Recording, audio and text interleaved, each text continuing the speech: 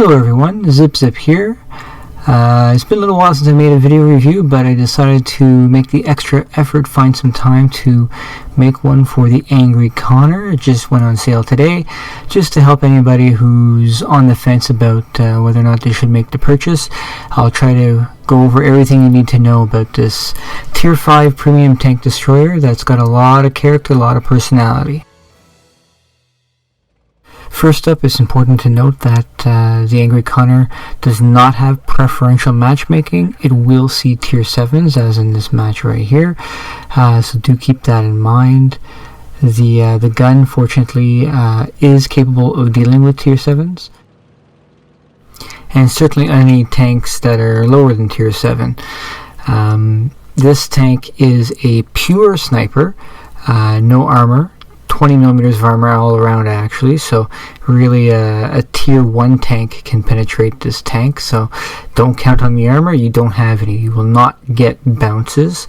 I don't think there's any guns that this tank is going to face that won't overmatch the armor automatically, so really this tank has to rely on stealth and map awareness on the part of the driver to even stand a chance of success.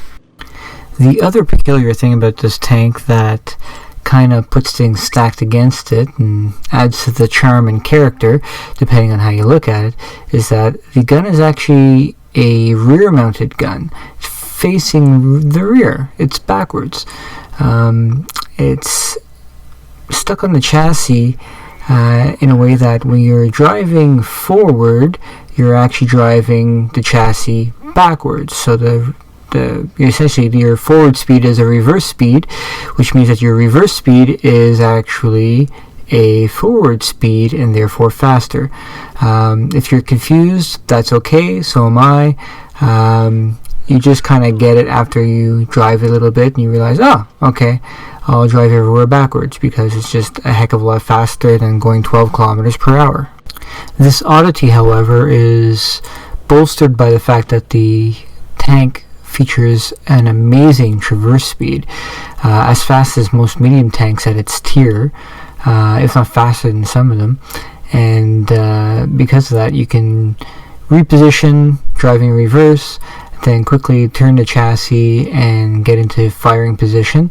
And one of the interesting things about this arrangement is that when you're set up to snipe and you take your shot and all of a sudden your camo is no longer effective and you're spotted, you simply pull back, and unlike most tanks which back up very slowly, you back up fairly quickly, so therefore you can usually avoid the counterfire as long as you've caught your enemy by surprise.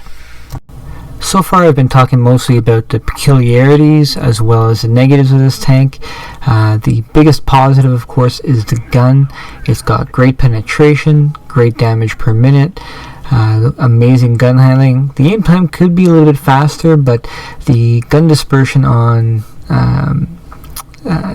traverse of the gun left to right is very, very low, which means that once you're set up into a sniping position and you're swinging the gun around back and forth from target to target, you're not going to get a lot of bloom, so you're ready to shoot as soon as you're reloaded.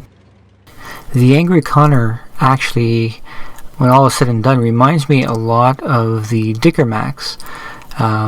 You've got a tank that has a great gun but no armor, and you're left in a position where you have to have a team that can last long enough for you to do your work to get that DPM in action in order to secure a win. If you're on a team that isn't too swift and they get knocked out pretty fast, you're not going to have a successful match. So this tank will come with its frustrations, and it will be a challenge for new players and seasoned players alike. For those of us who enjoy a challenge like me, I like my Dicker Max, and I'm really liking the Angry Connor so far. The Angry Connor does earn pretty well as far as Tier 5 premiums go, so it does have that positive going for it as well. For this battle here on Mirage, I haven't been playing a lot lately. Really, maybe a fifth of the number of games I used to play, and because of that, I've only seen this map about 3 or 4 times to this point here when I'm playing this game, so I'm still learning where the best places to go are. I'm convinced that little sniping perch that overlooks the cap circle is probably the key point on this map, and something that both teams eventually will be fighting over and around. So most successful attempts at this map I've seen so far, and the few games I've played, have been centered around here, and usually the team in control of this point here has performed well and gone on to win the game. So I've decided for the next little while I'm going to keep trying to push here, capture here, and this way I can cover the cap as well as have some good sniping lanes for the far parts of the map. Another characteristic that makes this tank, the Angry Connor, such a good sniper is that the shell velocity on both the AP and APCR is very fast. So even though you're firing on a target that's far away, the flight time for the shell is fast enough that unless they're moving at a pretty good clip, you're likely going to connect with the target. Angry Connor's view range is pretty good. The camo is decent on first impression. I think it could be better.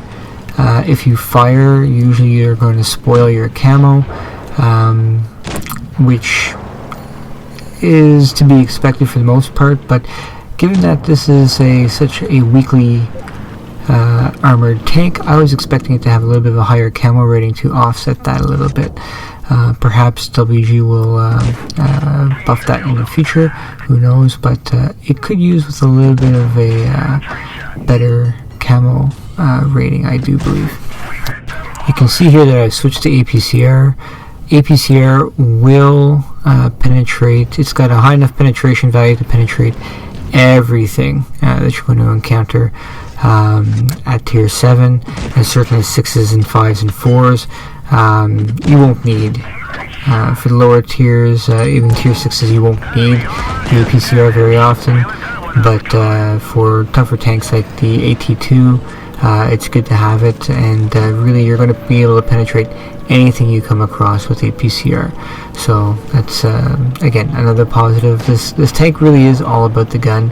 So if you like shooting, if you fancy yourself a good sniper, this is definitely a tank you should look at, especially given that the price is quite reasonable on the tank for what it is.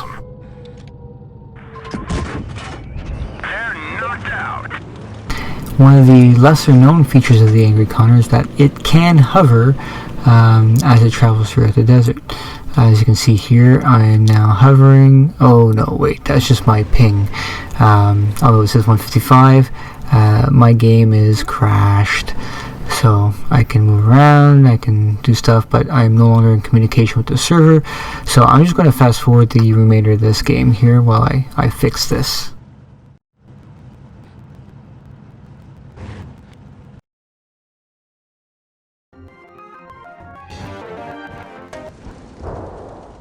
Unfortunately, on reload, I find that I'm dead. I must have just rolled straight out and was destroyed there. Fortunately, on this rare instance, I actually had a team that's capable of winning without me. Yay! So this is good. And normally I have the worst luck if I have a ping issue and I crash out. Usually it's a guaranteed loss, but here we actually had some guys that were able to carry, so good for them. Now you can see here that despite having fired quite a few rounds of APCR, I still managed to churn out some credits, having only done 1500 damage. So this tank has a lot more damage capability than 1500, I can tell you that from the high DPM. So it's going to be, I think, ultimately a pretty good credit earner. For the last battle I'm going to show you here, I'm going to concentrate a little bit more on team interaction, and I've been noticing a lot more in the game that when you own a premium, you get a little bit more of attention. Let's go with attention from the team, and not all of it is good. And this battle is an example of what I've experienced a few times so far in the Angry Connor, and many more times than this in my my other premiums that I've driven. So I won't. I'll end the commentary here. Just enjoy this battle. I screw up big time. I really I tried to do some playful texting here, and then it all went downhill from there. And I let it bother me. I didn't concentrate on the game, and you'll see me trade shots. You'll see me go after an SU-100Y when really I should have moved to another area and tried to circle back around him. But I'll just leave it at that. Thanks for watching. Expect more videos in the near future. I've got a few more on the go. I just need to find the time to finish them up. Thanks a lot.